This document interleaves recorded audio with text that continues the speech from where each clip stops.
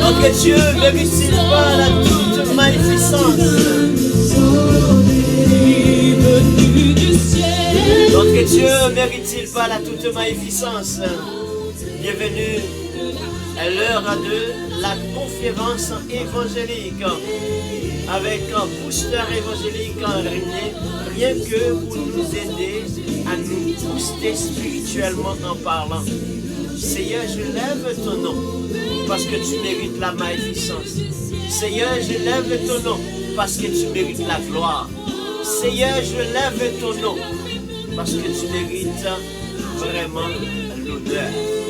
Bienvenue mes chers frères et sœurs, bienvenue mes amis, bienvenue tout le monde à l'heure de la conférence évangélique avec votre serviteur Ernst Charles. Tout ce que je vous demande, c'est de partager avec les autres et merci déjà de prendre le temps pour écouter la parole de Dieu. N'oubliez pas que nous sommes en train d'étudier ensemble le psaume 8, le psaume de louange, le psaume de magnificence. Et dans les séries pareilles, eh bien, la parole de Dieu est bel et bien décortiquée de près en près, de semaine en semaine. Bienvenue tout le monde. Bienvenue tout le monde avec notre conférence d'aujourd'hui pour continuer à parler de la puissance de la louange. La puissance de la louange. Que le Dieu déjà soit béni. Bienvenue et partagez. Autant de j'aime, autant de partage. C'est votre serviteur Ernst Charles dit salut Saint, votre évangéliste. Ernst Charles. Nous prenons le temps d'adorer le Seigneur et de partager. Et je vais entrer dans les détails.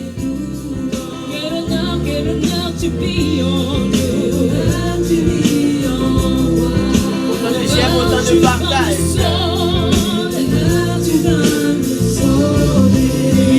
Venu du ciel sur la terre, la montée de la terre à la croix. Autant de j'aime, autant de partage.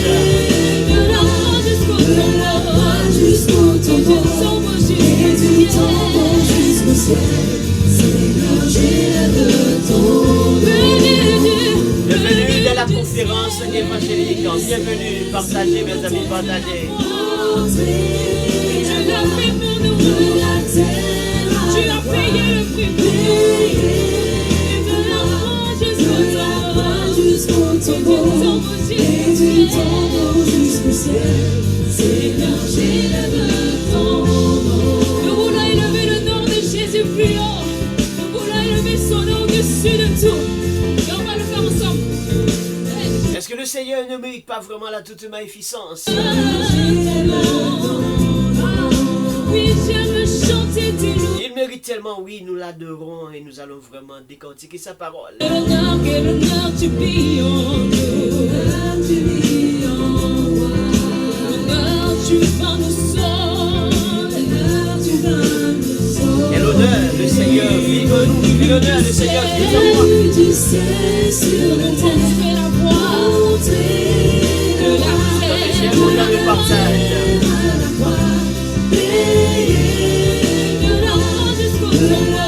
Jusqu'au tombeau, et du tombeau jusqu'au ciel. Seigneur, j'élève ton nom. Alléluia, gloire à Dieu. Seigneur, j'élève ton nom. Sur la terre, Tu viens du ciel. Sur la terre. Tu as pris la croix. tu as payé le prix. Tu as payé le prix. Seigneur, j'élève ton nom. Seigneur, je t'adore. Et tu mérites la toute magnificence.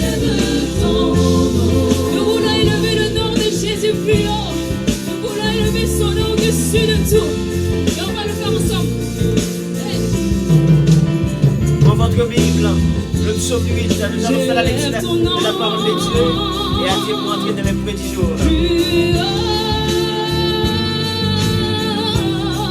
Oui, j'élève ton nom plus haut. J'élève ton nom.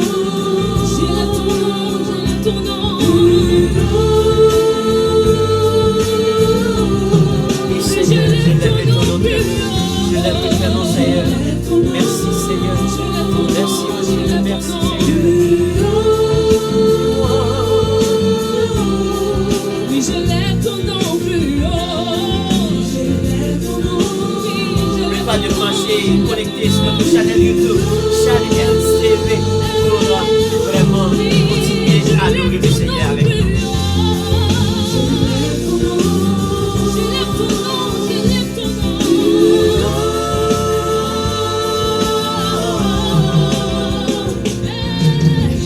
Et tout ce que vous pouvez faire pour encourager, tout ce qu'a fait pour encourager la encourager, mais oui, autant de j'aime, autant de partage, autant de commentaires, ça va nous aider, bien sûr, ça va nous aider.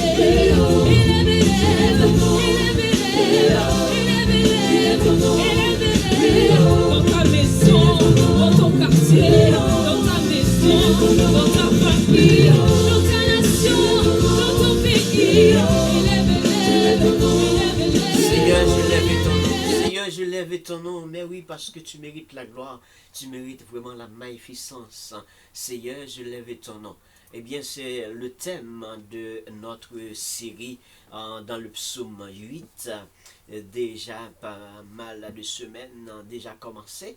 Et si vous êtes connecté avec nous pour la première fois, pour suivre avec nous, eh bien, nos séries, c'est un ensemble de séries avec des psaumes. Il y a pas mal déjà de psaumes qui ont été déjà vraiment détaillés, décortiqués, juste pour comprendre qu'est-ce que nous lisons et pourquoi nous lisons et quelle est donc la puissance qui se trouve surtout dans cette grande théologie, les Pentateuques, eh bien les psaumes. Eh bien, nous sommes maintenant dans le psaume 8. Si vous êtes branché pour la première fois, allez connecter sur Charles Ernst TV et tu vas suivre le début jusqu'aujourd'hui. Eh bien, faisons maintenant la lecture de la parole de Dieu. Et puisque à chaque samedi, c'est des points et des points, des versets qui vraiment détaillés pour la parole là, de Dieu. Et je vais lire pour toi. Je sais que tu as déjà ta Bible, soit électronique ou paperasse, pour faire cette lecture et comprendre avec moi. Donc, merci Pascola, merci pour présence. Bonjour tout le monde, c'est amis Paul et Charles, serviteur de Dieu, capable d'aider à entrer plus loin dans la parole de Dieu. Lecture de la parole de Dieu dans le psaume 8. Éternel, notre Dieu, Seigneur, que ton nom est magnifique sur toute la terre. Ta majesté se lève au-dessus des cieux. Par la bouche des enfants et de ceux qui sont à la mamelle, tu as fondé ta gloire. Pour confondre tes adversaires, pour imposer silence à l'ennemi et au vindicatif. Quand je contemple les cieux, ouvrage de tes mains, la lune et les étoiles que tu as créées, qu'est-ce que l'homme pour que tu te souviennes de lui? Et le Fils de l'homme pour que tu prennes garde à lui. Tu as fait de peu inférieur à Dieu. Et tu l'as couronné de gloire et de magnificence. Tu lui as donné la domination sur les œuvres de tes mains. Tu as tout mis sous ses pieds. Les brebis comme les bœufs, les animaux des champs, les oiseaux du ciel et les poissons de la mer. Tout ce qui parcourt les sentiers de mer, Éternel, notre Dieu, notre Seigneur, que ton nom est magnifique sur toute la terre. Et qu'est-ce que nous disons? Amen, gloire à Dieu, l'Éternel, notre Seigneur, que ton nom est magnifique sur toute la terre. Et pourquoi pas, oui, pourquoi pas lever le nom du Seigneur? Il mérite la gloire. Quel honneur tu pries en nous. Honneur tu vas nous sauver. Honneur tu vas nous sauver. Venu du ciel sur la terre. C'est le vrai dont je vais décortiquer aujourd'hui. Le vrai dont je vais parler, je vais m'accentuer sur le verset 4.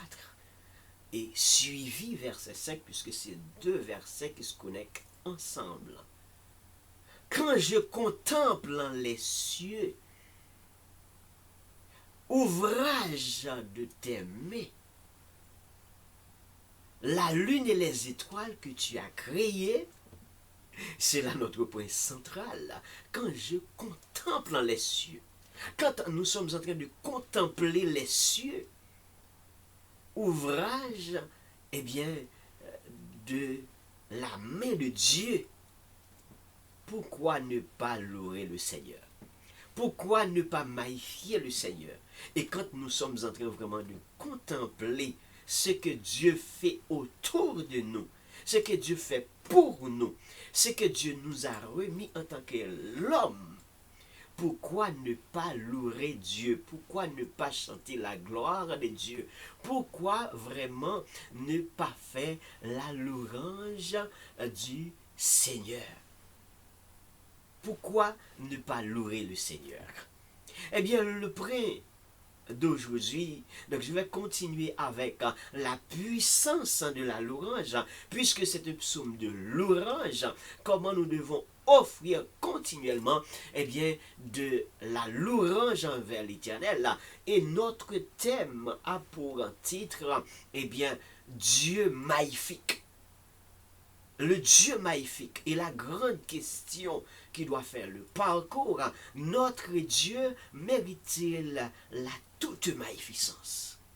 Est-ce que bon Dieu, pas nous, est-ce qu'elle méritait vraiment magnificence? Est-ce que notre Dieu mérite la gloire? Est-ce que bon Dieu, pas nous, elle méritait gloire? Oui, notre Dieu mérite la gloire. Notre Dieu mérite la magnificence. Il mérite et il mérite bien la toute magnificence. Eh bien, la question qui fait suite, c'est bien le verset 5. Mais qu'est-ce que l'homme? Pour que Dieu se souvienne de lui. Qu'est-ce que l'homme? Pour que Dieu prenne soin de l'homme. Qu'est-ce que l'homme? Pour que Dieu se souvienne de lui. Dieu prend garde à l'homme. Mais qu'est-ce que l'homme? C'était la grande question de David.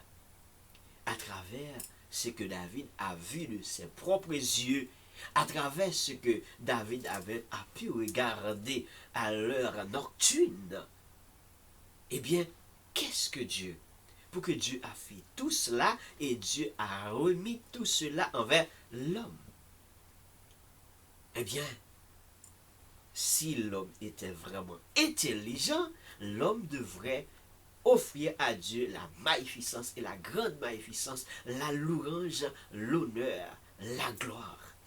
Mais malheureusement, ce n'est pas tout vraiment les hommes qui ont eu la chance de faire cela ou jusqu'à l'heure actuelle qui acceptent d'adorer les seigneurs, qui acceptent de donner gloire à l'Éternel. Eh bien, il est important d'aujourd'hui, eh bien, d'entrer dans la réflexion sur l'immensité de l'univers. Pourquoi nous devons vraiment offrir, eh bien, à Dieu et la louange et pour que la puissance de Dieu dégage en pleine louange. Et puisque David était en train de regarder, eh bien, la nature, était en train de regarder la nature, de combien il est important de parler de la puissance de la louange face à l'immensité de l'univers. La puissance de la louange face à l'immensité de l'univers. Qui puissance qui gagne, eh bien vraiment, dans louange là, qui puissance qui gagne, les nous réunir, les nous rassembler, les adorer les seigneurs, les n'a contempler la gloire du Seigneur, les n'a prier ensemble et que n'a levé la voix, qui puissance qui est capable de dégager. Quelle est donc la puissance vraiment qui pourrait se dégager en pleine adoration et louange?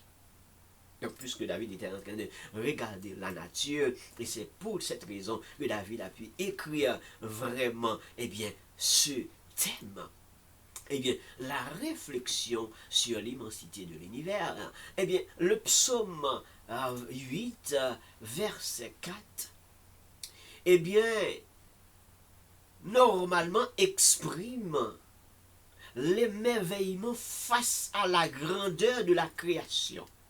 Émerveillement face à la grandeur de la création et l'humanité de l'être.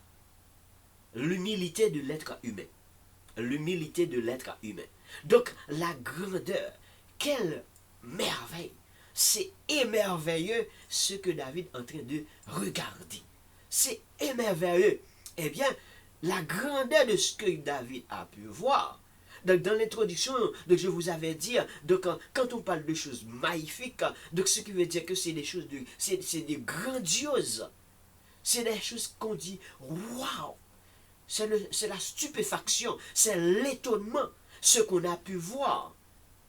Donc, parler, eh bien, de l'émerveillement, donc, c'est quelle est la grandeur de ce qu'on a pu voir dans la création, ce que David a pu voir, ce que nous sommes en train également, continuellement regarder et comprendre. Et combien l'homme devrait vraiment manifester de l'humilité face à Dieu. Combien l'humain devrait, eh bien, pratiquer cela. Et c'est pour cette raison que David a pu poser cette question dans le verset 5. Mais qu'est-ce que l'homme? Quand Dieu a pu faire tout cela de ses propres mains, c'est ses œuvres. Puis Dieu a remis tout cela envers l'homme. Dieu a dit à l'homme, je vous donne ça, je te donne ça, et sous ta domination. Mais qu'est-ce que l'homme? Pour que Dieu prenne soin de l'homme, et Dieu se souvient de l'homme, et Dieu a donné tout cela à l'homme. Qui est-ce l'homme en réalité? Malgré l'homme fait de peu inférieur à Dieu, mais c'est qui est-ce vraiment l'homme lui-même lié? Eh bien, pour la continuité de cette réflexion sur l'immensité de l'univers, eh bien, dans les autres versions qui incluent le contexte immédiat de la contemplation des cieux, l'émerveillement, la contemplation des cieux. Quand je regarde le ciel, que tes mains ont fait, la lune et les étoiles que tu as fixées. De quand Louis II parlait, donc, eh bien, vraiment, d'une façon, les autres versions essayaient de vraiment parler de plus des choses, au plus d'argumentation. C'est pas parce que c'est contredire, mais c'est élargir le cadre. Et la lune et les étoiles que tu as pu fixer. Ce qui veut dire que chaque étoile est connectée et raccrochée quelque part, mais pourquoi ça ne tombe pas? Pourquoi les choses restent à leur place? C'est bien fixé. C'est bien fixé. Donc, David était en train de contempler. C'était la contemplation. En train de contempler ce qu'il a pu voir. Eh bien, si David dit capable de voir champ de choses, ça, pour qui ça pour me pas louer, eh bien, vraiment, eh bien, bon Dieu blanc, pour que moi-même ne pas offrir la magnificence envers notre Dieu. Pourquoi ne pas offrir de la magnificence, la louange, l'honneur à lui? Il mérite bien. Oui, toujours dans notre réflexion sur l'immensité vraiment de l'univers. Donc, il s'agit vraiment d'une réflexion sur de telle immensité. Oui, le ciel, la lune, les étoiles et l'infinie valeur que Dieu accorde à l'être humain après avoir créé le monde. Donc, bon Dieu pral accorder une telle valeur, une telle position, une telle domination envers l'être humain, malgré la petitesse de l'homme, malgré la faiblesse de l'homme, malgré de créer peu inférieur. Non, mais Dieu va remettre tout cela envers l'homme. Eh bien, on va entrer beaucoup plus profond dans l'interprétation spirituelle et suivi de la théologie de ce passage, puisque maintenant c'est pour faire suite avec le verset central d'aujourd'hui. Donc, que vraiment, et quand je contemple dans les cieux, ouvrage de tes mains, la lune et les étoiles que tu as créées, qu'est-ce que l'homme? Que c'est la plus belle et grande question posée à travers ce psaume de magnificence que David a pu citer dans son hymne ou dans son récit pour offrir vraiment à Dieu. Eh bien, il est important vraiment pour entrer dans cette interprétation spirituelle-là et combien c'est important de parler de trois choses. Le contraste de l'infini grand et de l'infiniment petit. Le contraste de l'infini grand et de l'infini petit. Deuxième chose, c'est le paradoxe de l'amour divin. Et troisième chose, c'est la dignité retrouvée et la préfiguration du Christ. Donc, à travers ces trois points, donc je vais faire un peu d'élaboration puisque c'est la conférence évangélique. C'est la conférence évangélique. Donc, le premier point, c'est le contraste de l'infini. L'infiniment grand et de l'infiniment petit. Par rapport à ce premier point, l'humilité face au cosmos, puisque David était vraiment sorti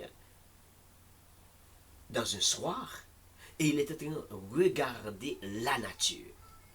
Regarder la nature, regarder vraiment l'univers, et puis ce qu'il a pu voir, ce qui a ébloui David, ce qui a fait l'émerveillement pour David.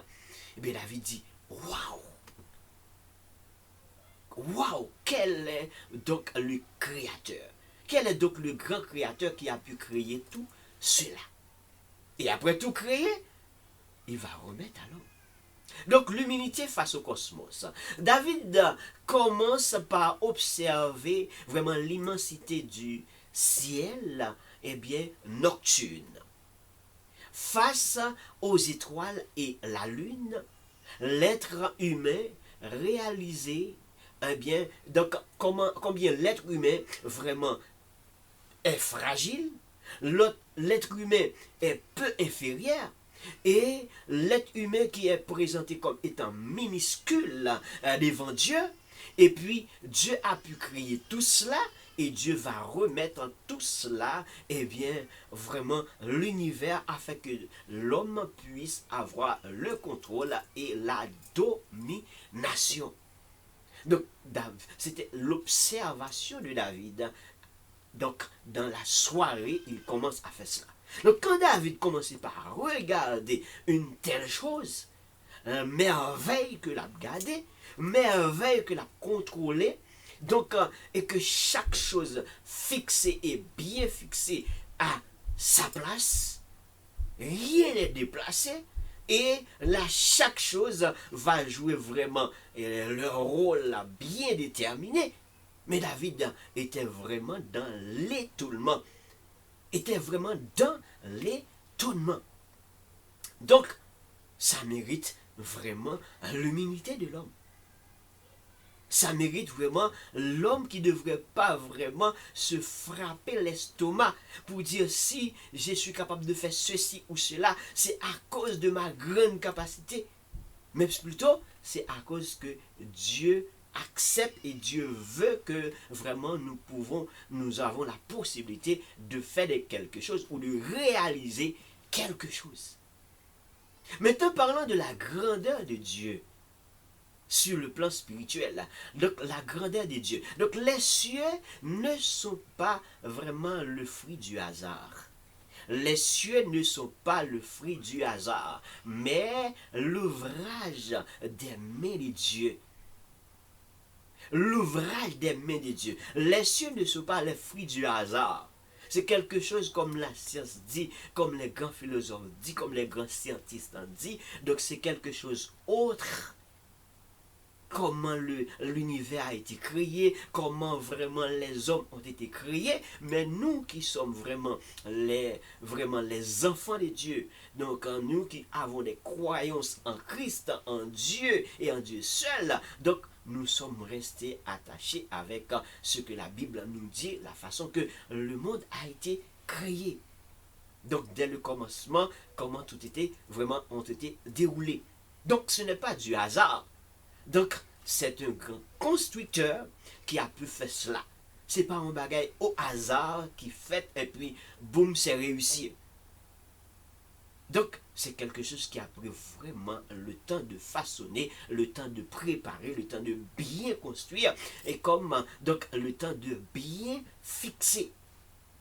Et maintenant, plus tard, on va voir comment toutes choses vont vraiment jouer leur place. Donc, c'est tout cela pour parler de la grandeur des dieux. Rien n'a été créé vraiment par... C'était comme le fruit du hasard. Pas une chose pareille. Donc, un tel langage spirituel, eh bien, anthropomorphique, souligne le soin artistique et la puissance du Créateur. Tout ce que nous pouvons dire, c'est la puissance du grand Créateur. Rien que ça. Ce n'est pas le fruit du hasard, mais plutôt la puissance du Créateur. C'est la puissance du Créateur. Et puisque c'est la puissance du Créateur, nous en tant que l'homme, nous en tant que vraiment les gens, les humains qui croient en Dieu et qui acceptent que Dieu vrai, Dieu réel, Dieu existe et Dieu a pu créer tout cela, tout ce que nous devons faire, eh bien, c'est de dire vraiment que les cieux racontent la gloire de Dieu. Les cieux racontent la gloire de Dieu et que l'étendue manifeste vraiment l'œuvre des mains de Dieu. Parole que nous avons trouvée dans le Psaume vraiment 19, verset 1er. C'est les cieux qui est en train de raconter vraiment ce que Dieu est, de quoi que Dieu est capable, de tout ce qu'il a été créé, tout ce qui a été construit. Ce n'est pas vraiment le fruit du hasard, mais c'est vraiment créé de sa propre main, vraiment bien planifié et tout a été bien fixé. Donc quand David a dit, quand je contemple les cieux, donc David a bien raison vraiment de dire de combien vraiment le Dieu magnifique mérite la gloire, il mérite vraiment la magnificence. Et dans Genèse, la Bible nous dit, Genèse chapitre 1er, donc Dieu fit les deux grandes luminaires. Le plus grand luminaire pour présider le jour et le plus petit luminaire pour présider la nuit. Donc, référence entre le soleil et la lune. Référence la lune et les étoiles. Et il fit aussi, eh bien, les étoiles, selon le Genèse 1er, verset 16. Donc, et tout est bien fixé. Toute bagaille nan plasyon et toute bagaille a joué rôle. Et dans le psaume 104, verset 19, la Bible dit, il a fait la lune pour marquer les temps. Le soleil sait quand il doit se coucher. Donc, il n'y a rien qui est en désordre. Pas rien qui est en désordre. Tout bagay a joué rôle yo, tout bagay nan place yo, tout bagay nan position yo, et tout bagay joue rôle yo, les pour jouer rôle yo. Donc il fait lune pour marquer le temps. Et vraiment, les agriculteurs de notre cher Haïti, donc quand ils sont, il y en a qui ne sont pas des grands cultivateurs, de grands agriculteurs, il y en a qui surveillent la lune pour planter. la lune pour récolter. Quand est-ce qu'il doit faire ceci, quand il doit faire pour faire cela. Donc, vous allez bien comprendre que la Bible a bien raison. Et les agriculteurs vraiment ont raison. Et quand les agriculteurs vraiment qui ne sont pas vraiment des grands connaisseurs, des grands scientifiques, ils sont en train de surveiller la lune pour faire des choses, surveiller la lune pour vraiment récolter ou bien pour planter. Donc, ils ont raison. Ils ont bien raison parce que vraiment, ça marche. Ça marche. Donc, c'est parce que la Bible a dit, eh bien, il a fait cela pour marquer le temps, et le soleil sait quand il doit coucher. Mais bien sûr, le soleil sait quand il doit réveiller. Donc, ce n'est pas à l'homme de dire le soleil, levez, le soleil, allez se coucher. Donc, l'homme n'a pas vraiment la manette de contrôle. C'est pas l'homme qui a vraiment la manette pour dire soleil, je veux que tu ailles coucher. Soleil, je veux que que tu te réveilles. Soleil, la lune. Non, c'est pas à l'homme de faire. L'homme n'a pas le contrôle de ça. L'homme a la contemplation.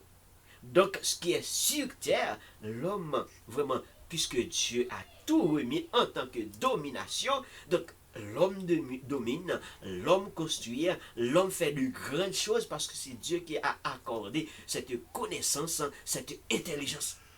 Puisque c'est mon Dieu qui baille là, c'est mon Dieu qui baille l'intelligence là, donc à la limite de ce que vous êtes capable de faire, mais là vous faites trop tout, ou que mon Dieu arrive au côté, il dit, arrête, sachez que je suis Dieu. Parce que là où vous voulez dépasser les limites, là où vous voulez écraser, briser, mon Dieu dit, arrêtez. Quand ils veulent écraser, quand ils veulent briser, quand ils veulent dépasser leurs limites, l'Éternel dit, stop, arrêtez. N'oubliez pas que je suis Dieu. Ce qui veut dire que c'est l'Éternel qui a créé la terre, qui a créé l'univers. Donc, c'est pas à nous de vraiment de prendre le contrôle à l'infini. Donc, nous avons une limite. Nous avons vraiment une limite. Et maintenant, combien il est important d'entrer dans le deuxième point qui c'est le paradoxe de l'amour divin. Le paradoxe de l'amour divin. Donc, la question existentielle, la belle question que David a dit, qu'est-ce que l'homme? À travers tout cela et tout ce que l'homme dont est devenu le bénéficiaire, mais qu'est-ce que l'homme? Donc, qu'est-ce que l'homme? Cette question n'exprime pas du mépris. Non, ce n'est pas le mépris, parce que vraiment David était en train de mépriser l'homme, ou mépriser soi-même. Mais David dit, mais certainement l'homme vraiment a été créé à l'image de Dieu. Mais Dieu vraiment aime tellement le monde, ce qu'il a pris le temps pour créer. Mais qu'est-ce que l'homme vraiment? Ce n'était pas vraiment le mépris, mais c'était une question vraiment importante. Donc, mais une profonde stupéfaction, profond étonnement. Donc David était dans l'étonnement à savoir ce qu'il a pu voir et ce qu'il a pu comprendre de l'humanité. Donc, l'homme est insignifiant par sa taille. L'homme créé effectivement de peu inférieur à Dieu, mais centralement, le contraste, le paradoxe, Dieu a remis toutes ces belles choses sur terre, puisque la terre et tout ce qu'elle renferme, le monde et ce qu'elle renferme, c'est à Dieu, et puis Dieu a remis cela avec l'homme. Donc David a posé cette question, pas pour mépriser l'homme, pas pour rabaisser l'homme, mais c'était plutôt le grand étonnement. Le grand étonnement. Et cela conduit rapidement, vraiment, puisque c'est l'étonnement, Dieu a remis, mais Dieu n'efface pas de l'homme. Mais Dieu accompagne l'homme. Dieu continuellement demeurait avec l'homme, existait avec l'homme. Et Dieu permet à ce que vraiment, qu'il y a une mémoire, à savoir l'homme et de sa présence. Donc Dieu se souvient de l'homme. Dieu se souvient de l'homme. Donc l'homme et Dieu prend garde à l'homme. Dieu prend soin de l'homme. Il y a quelques versets qui parlaient de prendre soin. Pas seulement prendre garde à l'homme, mais l'Éternel prend soin de l'homme. Et effectivement, Dieu prend soin de nous. Dieu a pris soin de nous, pas seulement en nous remettant la gestion de certaines choses sur terre, ou bien la domination de certaines choses sur terre, d'être la domination de presque de toutes choses sur terre, mais certainement, Dieu a pris soin de nous. Il nous accorde l'intelligence, il nous accorde la connaissance, il nous accorde. Donc, bon Dieu, bon nous connaissance, libre nous intelligence, libre nous force, libre nous courage, et puis il dit nous travail. Et dans le travail, Dieu est avec nous. Il ne nous laisse pas seuls.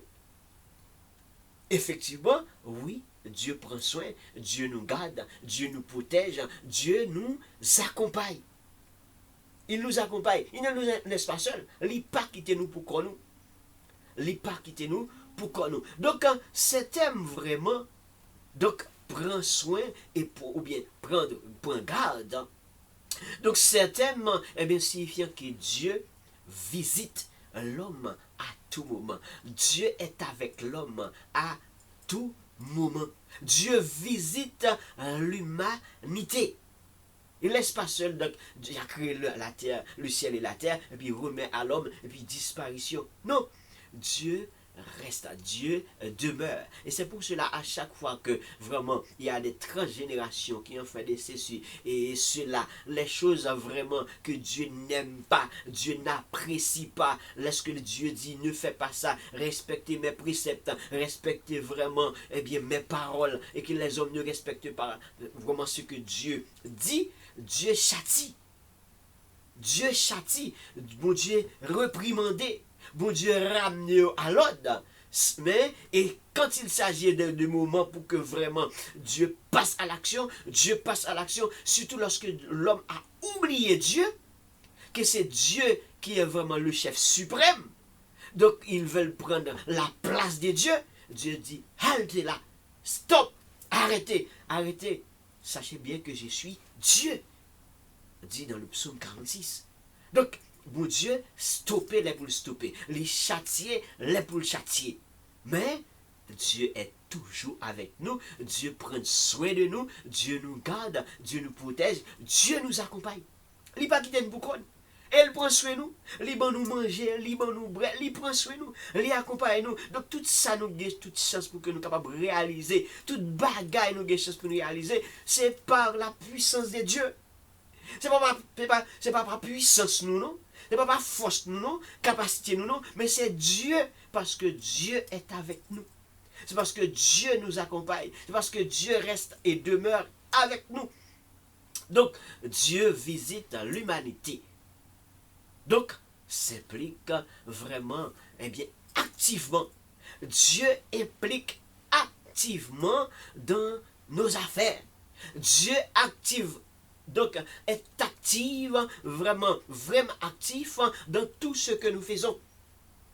Présent dans notre naissance, présent lorsque nous sommes tombés dans le ventre, tombés dans le sein de notre mère. Dieu présent pour la continuité apportée pendant 9 mois. Dieu présent lorsque nous sommes sortis. Dieu présent lorsque nous sommes bébés. Dieu présent lorsque nous sommes commencés par grandir. Dieu présent pour la continuité de notre vie. Dieu présent à l'heure actuelle où nous sommes arrivés. Dieu présent.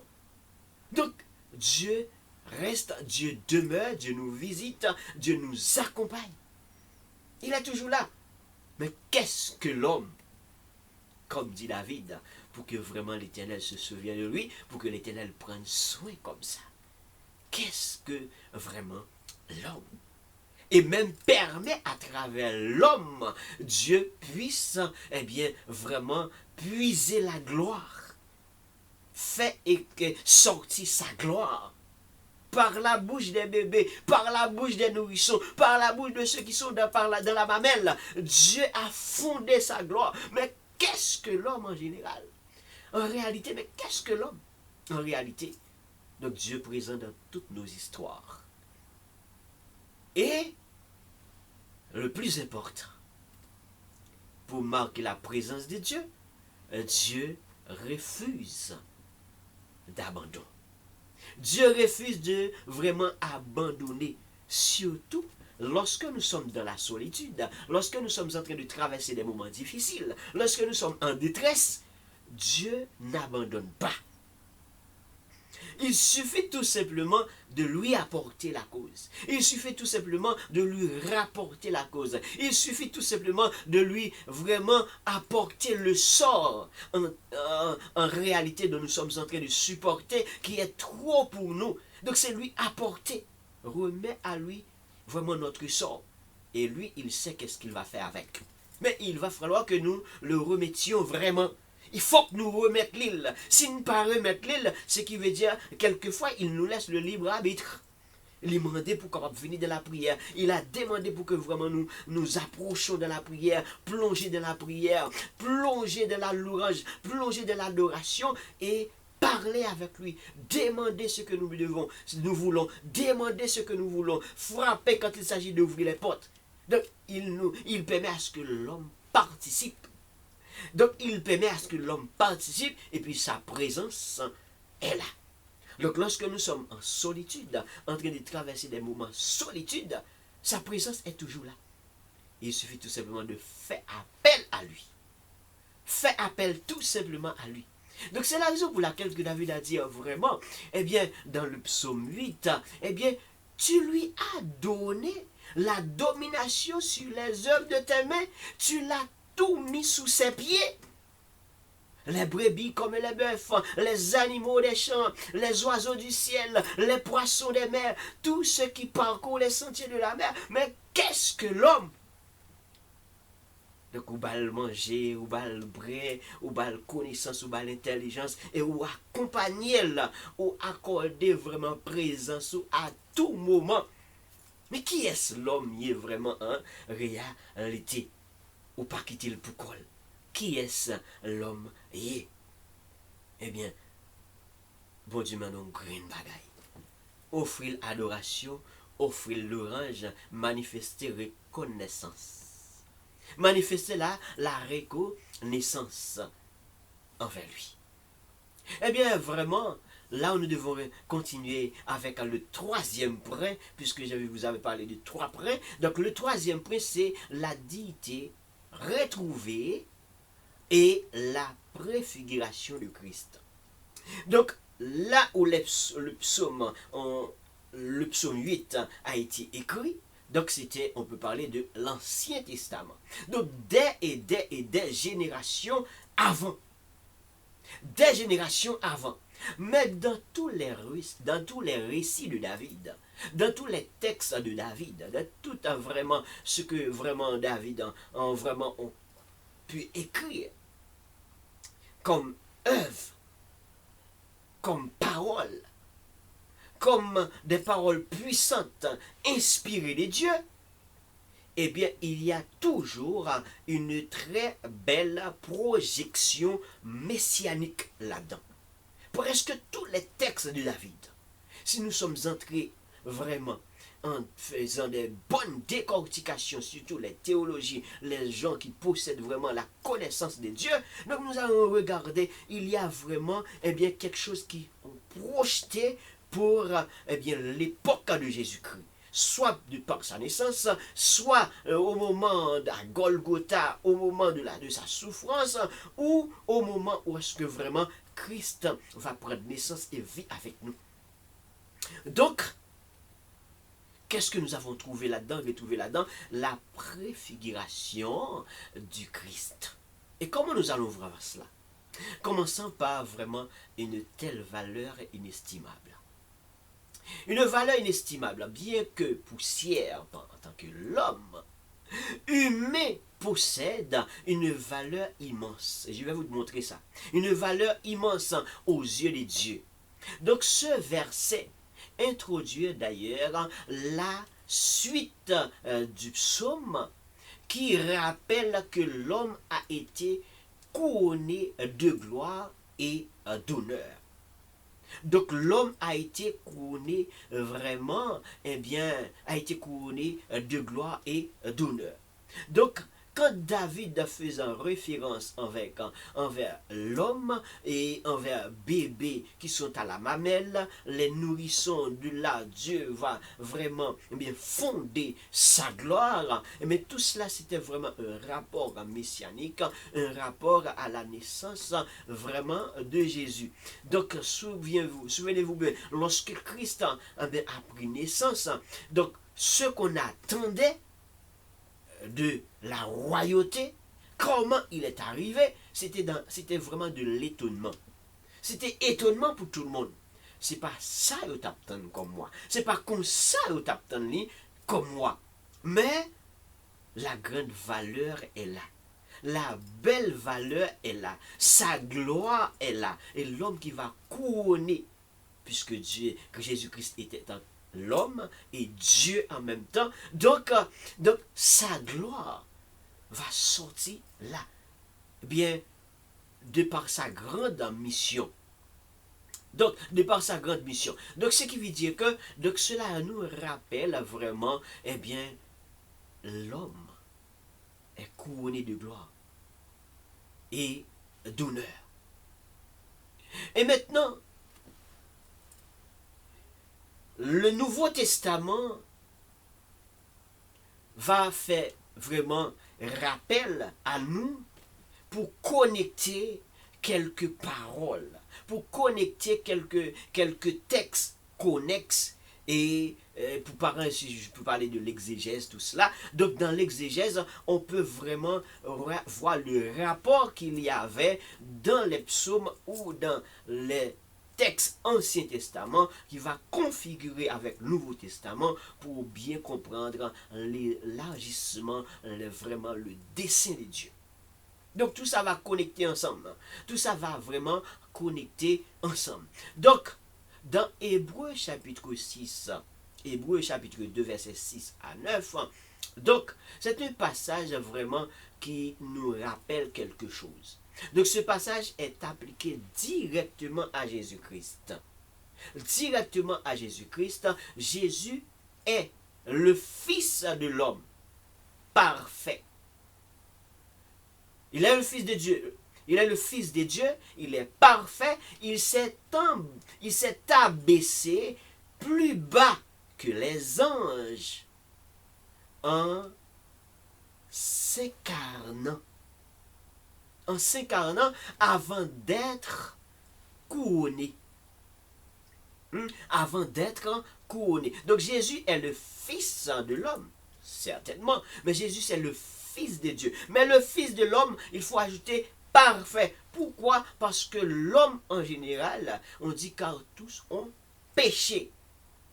Tout homme en général est vraiment, ont une nature pécheresse. Tout monde en général, donc nous c'est pécheurs. Mais une fois rencontrés avec Jésus-Christ, donc nous allons devenir des pécheurs pardonnés. Mais car tous ont péché. Donc certainement, la mère de Jésus, c'était une pécheresse. La mère de Jésus, c'était une pécheresse. Mais comment ça se fait? Quand tout homme qui va prendre en naissance, et l'apôtre Paul nous dit, dans le sein de notre mère, donc au moment de la traversée, sorti du sein de la mère. Donc à l'intérieur peut-être nous sommes innocents, le bébé est innocent, mais aussitôt que le bébé va traverser du sein de sa mère pour entrer dans ce monde, automatiquement dans la traversée, le péché est entré. Ce qui veut dire que tout homme en général est péché. Donc Marie, tu prends naissance dans votre femme tout, pas votre femme tout. Donc lui-même, elle t'a fait qu'ils sont péchés, mais bon Dieu t'a fait la grâce.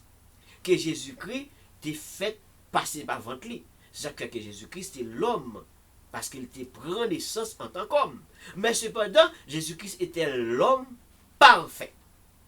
Jésus-Christ était l'homme parfait. Mais en tant que Dieu, il s'est abaissé plus bas que les anges. Vous savez que les anges sont au-dessus de nous. Donc il s'est abaissé plus bas que les anges. Alors que là où il était là-haut, il est le chef suprême des anges, mais il s'est abaissé plus bas que les anges pour incarner, donc il prend naissance parmi l'homme Ça qu'il y a des gens qui pas recevoir parce que par contre ça on nous voir ça côté le fait là dans pas bête li fait là lieu le fait là même hôtel yo pas de cajou pour lui donc c'était un petit peu difficile pour comprendre ce roi un peu difficile pour accepter ce tel roi mais cependant Dieu a pris naissance de cette manière pour permettre à ce que sa présence manifeste vraiment et réellement parmi les hommes. Il s'est abaissé plus bas que les anges. On prit cette vraiment incarnation, donc avant d'être couronné de gloire et de magnificence à travers la résurrection, mais c'est pour élever toute l'humanité. Pour permettre à ce que toute l'humanité puisse bénéficier également cette gloire. C'est pour cela que vraiment, donc Emmanuel, le Dieu est avec nous. Donc, il vient parmi nous, il prend naissance parmi nous, il fait parmi nous, il prend souffrance même avec nous, il mange même avec nous, il boit même avec nous, il nourrit comme nous-mêmes. Donc, il a pu souffrir comme nous, subir comme nous, ce qui veut dire que pour manifester sa présence continuellement. Donc, tout en acceptant d'accorder une telle valeur à qui? À l'homme. Une telle valeur à l'homme. Oui, et c'est cette référence de ce verset. Par la bouche des enfants, le psaume 8, verset 3. Par la bouche des enfants et ceux qui sont à la mamelle, tu as fondé ta gloire pour confondre tes adversaires, pour imposer silence à l'ennemi et au vindicatif. Maintenant, en tant que l'homme, tu l'as fait de peu inférieur, verset 6. Tu l'as fait de peu inférieur et tu l'as couronné de gloire. Là, en tant que l'homme que nous sommes, en parlant de nous, ce que David a pu regarder, ce que David a pi comprendre, ça David a pu voir. Maintenant, donc, tu as couronné, donc, nous et les hommes, eh bien, trouver un trône, trouver une position d'empereur, position royale, position de la présidence et autres. Et puis l'homme en train de triompher. Donc c'est parce que Dieu accorde ce privilège. C'est Dieu qui accorde ce privilège. Donc ce n'est pas un privilège pour faire grand pampan, mais c'est un moyen pour que l'homme t'a dit merci. Et il y a vraiment certains hommes qui sont comportés comme des seigneurs, qui frappent les ovlés, ils ont brisé les ovlés, ils ont éliminé les ovlés parce qu'ils sont en position de gloire. Mais pourtant, c'est Dieu qui accorde ce privilège. L'homme est fait vraiment de peu inférieur, mais Dieu accepte de couronner l'homme de gloire et de magnificence. Ce qui veut dire que ceux qui reviennent à Dieu, Dieu accorde à l'homme. Donc, quelle valeur inestimable. Bon Dieu accordé là envers l'homme. Et de plus, Dieu accorde la domination. Donc le verset 8, Psaume 8, verset 7. Dieu a donné toute la domination de la terre à l'homme. Sur les œuvres de ses mains, Dieu accorde tout cela. Dieu accorde donc le titre de gestionnaire sur ses affaires. Mais qu'est-ce que l'homme? Dieu a mis toutes ses œuvres sous les pieds de l'homme. Hein? Tu lui as donné de la domination sur les œuvres de tes mains. Tu as tout mis sous ses pieds. Donc, où est l'homme tout un privilège ça yo?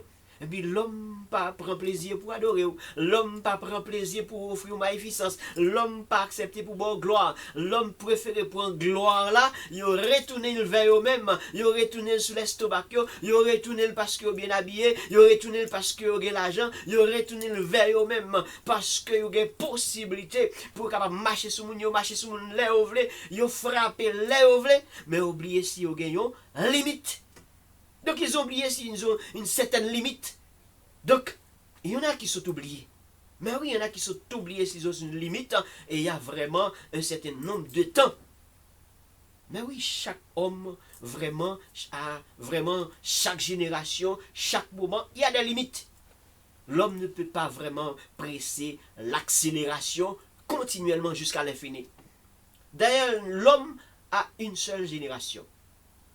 L'homme a une seule génération. Même les grands scientifiques, les grands philosophes, ben les grands philosophes n'ont qu'un siècle.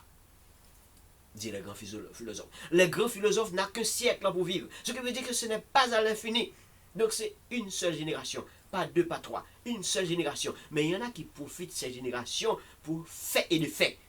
Mais il y en a aussi qui ont bien compris combien l'Éternel mérite la gloire, combien l'Éternel mérite la magnificence, combien vraiment, eh bien, il est bon de louer l'Éternel pour que la puissance puisse s'en dégager en pleine, vraiment, adoration, pour que Dieu puisse continuer à manifester sa présence vraiment envers nous. Oui, pour que Dieu puisse continuer à manifester sa présence envers nous. Mais nous rappelons bien vraiment, le point vraiment, eh bien, aujourd'hui, c'est la puissance de la louange et vraiment la puissance de la louange face à l'immensité de l'univers. Donc c'est louange, adoration que nous devons offrir à Dieu. Et c'était quoi encore vraiment la louange?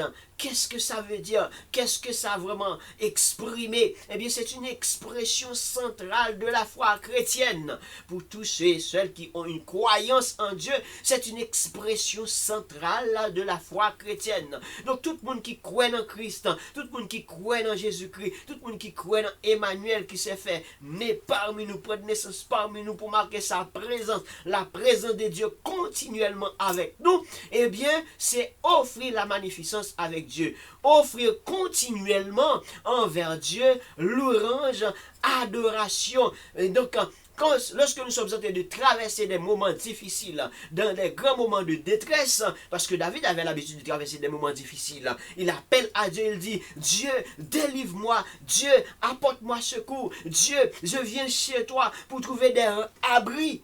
Et abri sûr, parce qu'il sait que vraiment Dieu peut l'accompagner, Dieu peut lui servir de bouclier. Donc il connaît mon Dieu capable de support, il connaît mon Dieu qui prend soin, il connaît mon Dieu qui garde, il connaît mon Dieu qui protège. Fait que, eh bien, l'homme, tout ça que nous devons offrir, vraiment, c'est offrir adoration et louange. Si les cieux doivent raconter, eh bien, les œuvres de l'Éternel, si les cieux vraiment doivent contempler, eh bien, les cieux racontent les œuvres de l'Éternel, offrir des contemplations, eh bien, envers l'Éternel, les arbres des forêts, tout vraiment les animaux des champs peuvent le faire, eh bien, à quoi bon nous qui sommes l'homme, si vraiment les choses de ce monde, capables de louer, pieds boyaux, capables offrir adoration avec l'Éternel, toute poisson des mers, il est capable d'offrir vraiment adoration avec l'Éternel, mais combien il est plus important pour que nous-mêmes, qui l'homme, qui, bon Dieu, est capable d'offrir nous tout cela, faire de nous comme bénéficiaires de tout cela, combien nous devons adorer l'Éternel, offrir adoration à l'Éternel, et pour tes problèmes, il laisse des problèmes, pour tes difficultés, il laisse des difficultés, pour tes charges, il laisse des charges, mais en même temps aussi, même si pas de problème, même si pas de difficultés, c'est alors que nous devons continuellement adorer le Seigneur. Oui, les cieux racontent la gloire de Dieu, mais nous aussi raconter la gloire de Dieu. L'étendue manifeste les œuvres de sa main, manifester la louange. Eh bien, nous aussi, l'homme, manifester, offrir cette même, vraiment, eh bien, expression à l'Éternel. Manifester notre foi, avoir beaucoup plus de confiance et de croyance en Dieu pour que vraiment les bagailles paraissent raides, les bagailles difficiles. Eh bien, si pour nous prendre sac nous, moun qui est mal jeûné. Si pour nous monter sur la montagne, moun qui est mal jeûné. Si pour nous capable plonger la caille nous, sous sac nous, plonger sous sac nous, pour que bon Dieu capable agir, pour que bon Dieu capable répondre, pour que bon Dieu capable travailler pour nous, pour que bon Dieu capable répondre pour nous-mêmes. Eh bien, répondre, laisse que pour nous répondre, parler avec le Seigneur, les pour nous parler, mais les pour nous offrir l'adoration. Offrir l'adoration, pas seulement les bagailles pas bon pour nous côté Seigneur, pas seulement offrir l'adoration, les bagailles pas bon, mais cependant les sabots aussi, dit bon, manifester adoration, manifester louange. Tout ce que nous devons faire, c'est dire, eh bien, vraiment, l'homme, souviens-toi d'exalter vraiment l'Éternel. Songez quand on t'est raconter, eh bien, vraiment, merveille. Ça, bon Dieu fait pour vous. Comment bon Dieu délivre vous. Et puis, fais l'ouvrage de l'Éternel. Oui, souviens-toi. d'exalter ses œuvres. Que célèbrent tous les hommes.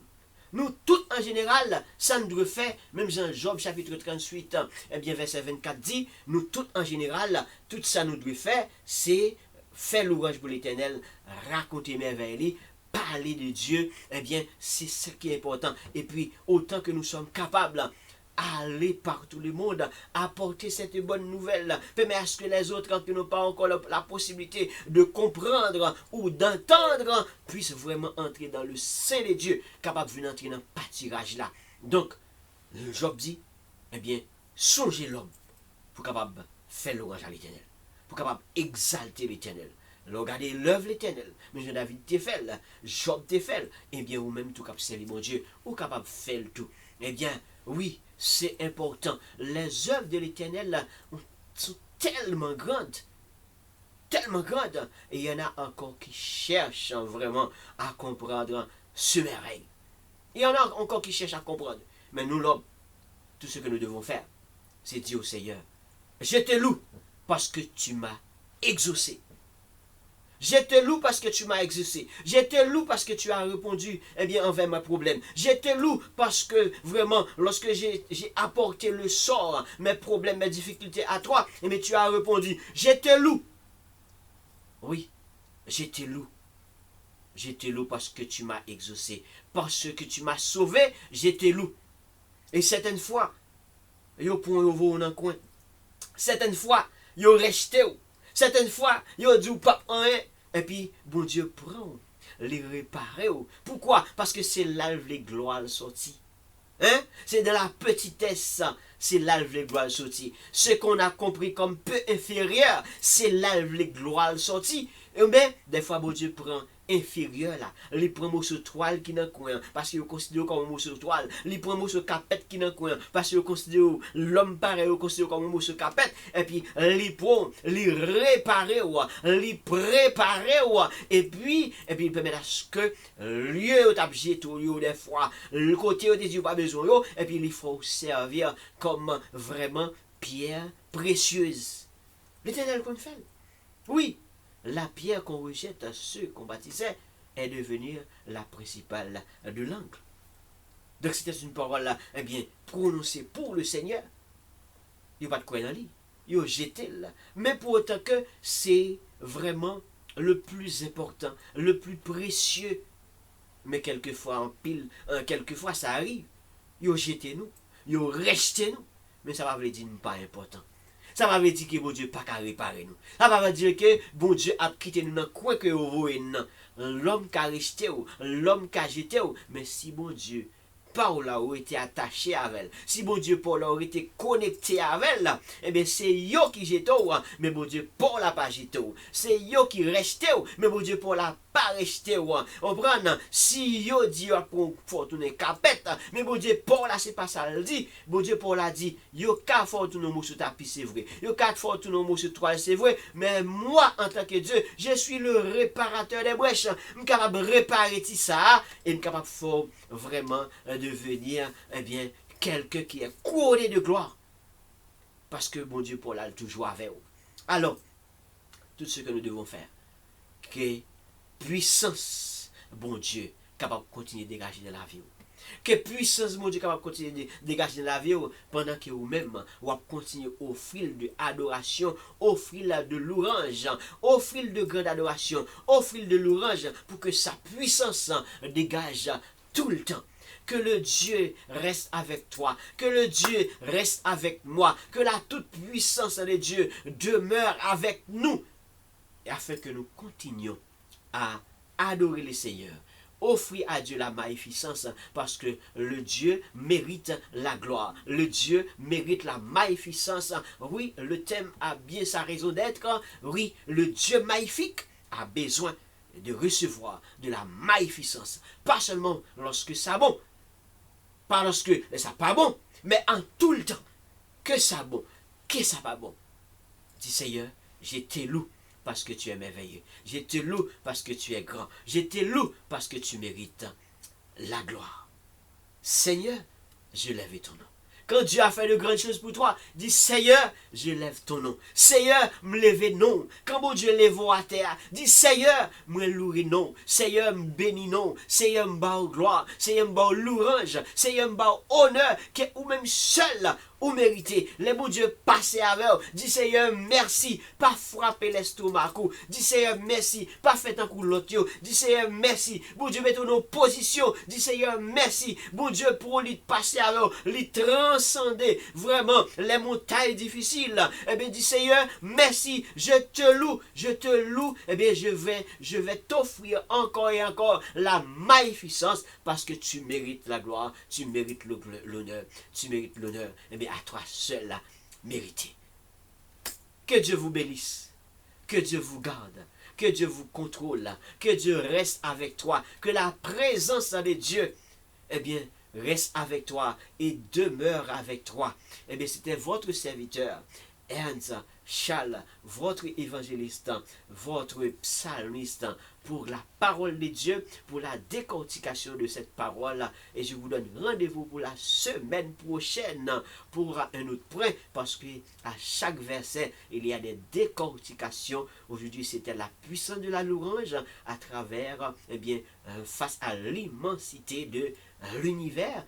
Combien nous devons continuer à offrir à Dieu la magnificence et de la louange. Seigneur, laisse-moi élever ma main et te louer. Que Dieu vous bénisse tous.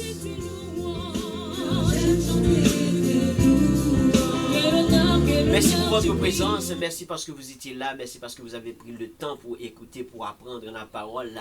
Merci parce que vous avez vraiment donner autant de j'aime, autant de partage. Tu permets à ce que les autres puissent rester connectés et apprendre la parole. Et si tu es là pour la première fois, eh bien, branchez avec nous, follow notre page et même aller sur le channel Charles Ernst TV, channel YouTube Charles Ernst TV, et c'est là vous allez trouver toutes vraiment les séries.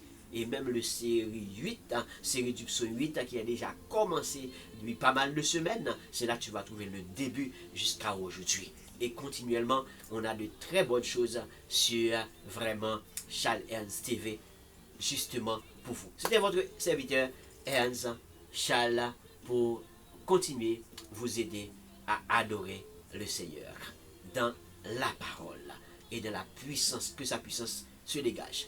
Allez en paix, que Dieu vous bénisse. Venu